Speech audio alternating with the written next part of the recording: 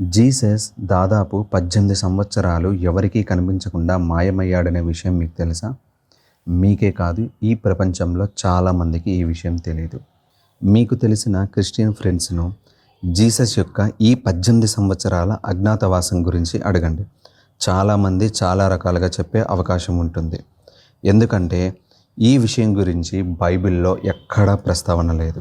సరే, జీసస్ జీవితంలో తన 13 సంవత్సరాల వయసు నుంచి 30 సంవత్సరాల వయసు మధ్యలో ఏం జరిగిందో తెలిపే ఒక థియరీ గురించి ఈరోజు తెలుసుకుందాం. 1894లో the unknown life of Jesus Christ అనే బుక్ రిలీజ్ అయ్యింది. ఈ పుస్తకాన్ని వ్రాసిన వ్యక్తి నికోలస్ నోటోవిచ్. అప్పట్లో ఈ పుస్తకం చాలా సంచలనంగా మారింది.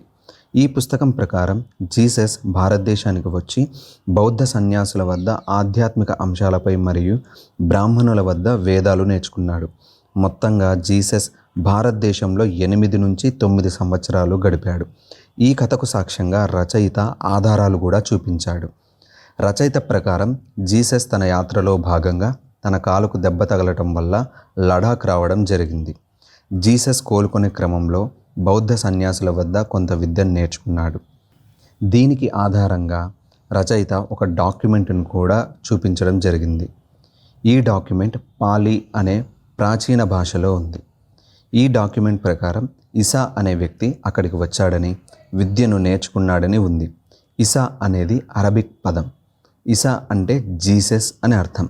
ఇస్లాంలో జీసస్ను ఇసా అంటారు మరియు జీసస్ తమ ప్రవక్తల్లో ఒకరిగా ఖురాన్ చెప్తుంది.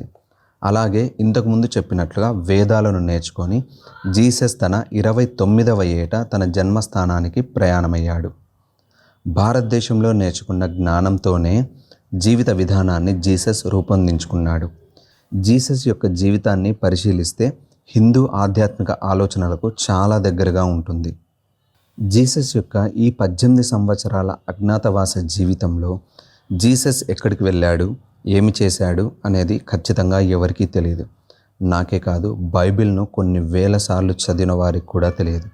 ఎందుకంటే బైబిల్లో ఈ ప్రస్తావన అస్సలు ఉండదు. చాలామంది క్రైస్తవులకు కానీ పాస్టర్స్కి కానీ ఈ విషయం మీద ఎటువంటి అవగాహన లేదు. అందుకే జీసస్ మిస్సింగ్ ఇయర్స్ అనే కాన్సెప్ట్ చాలా పాపులర్ అయ్యింది. ఇప్పటికీ చాలా మిషనరీలు, క్రిస్టియన్ సమాజంలోని ముఖ్య వ్యక్తులు, బడా వ్యక్తులు భారతదేశంలో జరిపే ప్రతి చారిత్రక తవ్వకాల మీద ఎక్కువ ఆసక్తిని చూపిస్తారు. ఎందుకంటే జీసస్ను గురించిన ఏ చారిత్రక ఆధారాన్నైనా తుడిచిపెట్టాలని. తుడిచిపెట్టడం ఎందుకని మీకు ఒక ప్రశ్న రావచ్చు.